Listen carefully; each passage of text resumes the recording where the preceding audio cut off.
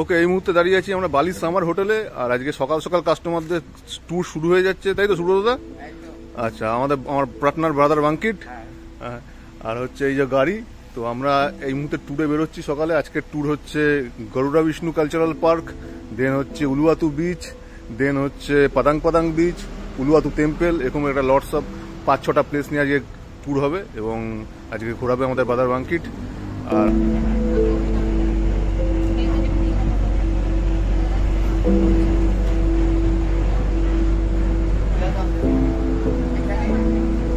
First stoppage হচ্ছে Garuda Vishnu temple.